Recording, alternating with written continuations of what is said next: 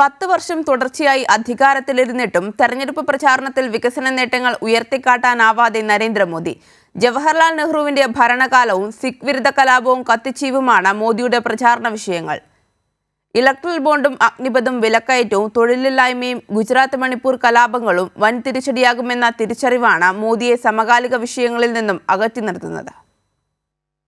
അഴിമതി, തൊഴിലില്ലായ്മ, വികസന മുരടിപ്പ് തുടങ്ങി ജനകീയ വിഷയങ്ങളായിരുന്നു 2014 UPA സർക്കാരുകൾക്കെതിരെ നരേന്ദ്രമോദിയുടെയും BJPയുടെയും പ്രധാന പ്രചരണ ആയുധം.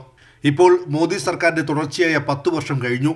മൂന്നാം ഊഴത്തിനായി തെരഞ്ഞെടുപ്പ് ഗോതയിലേക്ക് ഇറങ്ങുമ്പോൾ മോദിയുടെ പ്രചരണ വിഷയവും ശ്രദ്ധേയമാണ്. വിലക്കയറ്റമോ തൊഴിലില്ലായ്മയോ അഴിമതിയോ തുടങ്ങിയ ജനകീയ വിഷയങ്ങളിൽ മിണ്ടാട്ടമില്ല. വികസന നേട്ടങ്ങൾ അക്കമിട്ട് നിർത്തുന്നില്ല. നടപ്പാക്കിയ ജനകീയ പദ്ധതികളെക്കുറിച്ചും മൗനം. പൊതുറാലികളിൽ മോദി ആഞ്ഞടിക്കുന്നത് വർഷങ്ങൾ പഴക്കമുള്ള ജവഹർലാൽ നെഹ്റുവിൻ്റെയും ഇന്ദിരാഗാന്ധിയുടെയും ഭരണകാലത്തിനെതിരെയാണ്. ഇന്ത്യയുടെ വികസനമില്ലായ്മയ്ക്ക് കാരണം നെഹ്റുവും 6 പതിറ്റാണ്ട് രാജ്യം ഭരിച്ച കോൺഗ്രസുമാണെന്നാണ് മോദിയുടെ പ്രധാന ആരോപണം. തമിഴ്നാട്ടിലെത്തിയാൽ കച്ചിത്തീവ് ദ്വീപ് പരാമർശിച്ച് 1971 ഇന്ദിരാഗാന്ധി ഭരണത്തെ വിമർശിക്കും. UP, പഞ്ചാബ്, ഹരിയാന അടക്കം ഉത്തരേന്ത്യയിലെത്തിയാൽ 1984 സിഖ് കലാപമായിരിക്കും മോദിയുടെ പ്രചരണ വിഷയം. ഉത്തർപ്രദേശിലെ പിലിഭിത്തിൽ നടന്ന റാലിയിലും മോദി സിഖ് കലാപം തെരഞ്ഞെടുപ്പ് പ്രസംഗത്തിൽ വിഷയമാക്കി. ഗുജറാത്ത് മണിപ്പൂർ കലാപങ്ങൾ, ചൈനയുടെ അതിർത്തി കയ്യേറൽ തുടങ്ങിയ വിഷയങ്ങളിൽ തന്ത്രപരമായ മൗനം പാലിക്കാനും മോദി ശ്രദ്ധിക്കുന്നു.